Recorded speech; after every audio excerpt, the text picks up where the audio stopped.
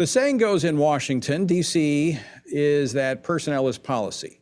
And if the crop of Biden administration judicial nominees already confirmed or about to be confirmed by the Senate is any indication, President Biden's picks leave much to be desired in terms of sound legal doctrine and fairness. Case in point, Beth Robinson, who was nominated by the administration to serve as a judge on the Second Circuit Court of Appeals. She was confirmed yesterday by a vote of 51 to 45, with Senators Murkowski and Collins as the only Republicans voting in favor.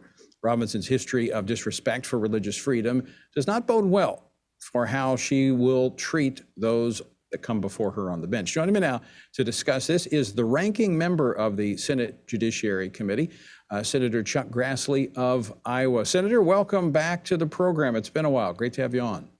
Well, glad to be with you, and I'd be with you whenever you ask me.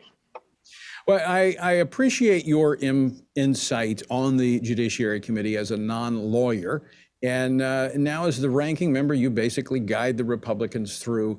You raised concerns over Judge Robinson. What were those concerns? Well, the big picture is, does she have the proper appreciation of the constitutional First Amendment right of freedom of religion?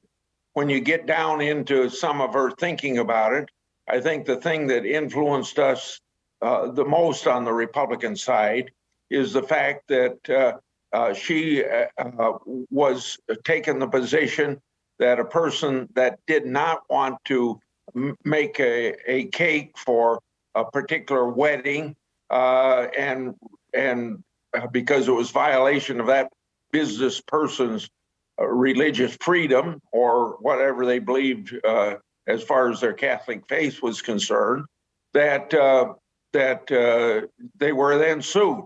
And we feel that somebody on the bench that comes from that point of view is not going to give a fair shake to freedom of religion.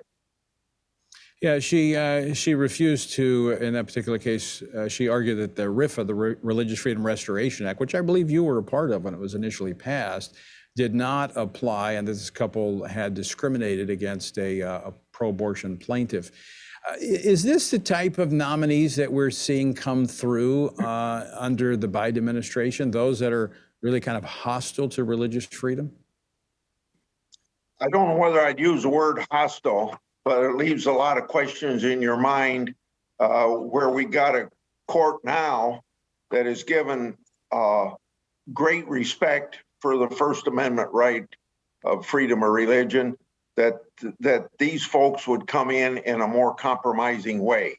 I wouldn't want to take the position to say that they would be anti-religion, but they wouldn't have the same respect that you ought to have, like, for instance, in the case of Missouri, where the church could accept federal funds for a a parking lot, where there isn't any question of the government's involving in the preaching of that church. But that's the sort of a thing I use as a litmus test of how you might approach freedom of religion. But Senator, that goes back to your judicial philosophy, where the nominees, and as you were the chairman during the Trump years when you shepherded through some of his Supreme Court nominees, some of those meetings got pretty intense. These were nominees who had what we call a constitutional, strict constructionist view of the Constitution. How do you compare that to what we're seeing with the Biden administration? Not necessarily the outcomes and particular issues, but the view of the Constitution, which is the bedrock, the foundation of our rights and freedoms. The difference between black and white. I saw most of the people that were appointed by President Trump to be what you call strict constructionists, people that are going to interpret the Constitution according to original intent.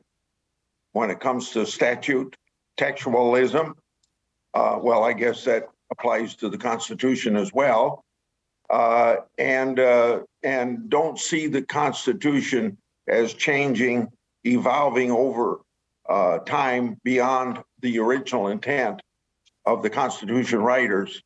And then on the other side, you see the people that are being nominated today as accepting this position of an evolving Constitution. So that kind of, when you go with the latter approach, it's kind of like saying, you know, I'm a super legislature.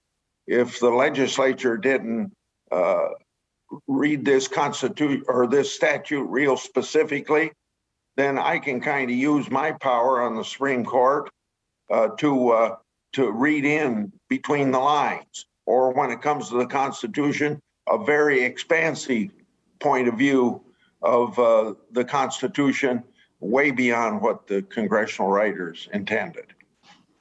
Senator Grassley, we just got about 40 seconds left. I know the Republicans are not in the majority. They're in the minority, very slightly in the minority. And some of these things are frustrating. You can't control the agenda, but how can our listeners help? Because these are really critical issues when we talk about who's going on to the bench and who's going to be hearing these cases. How can our listeners help? Well, first of all, Timothy 2:1-2 says to pray for people in government.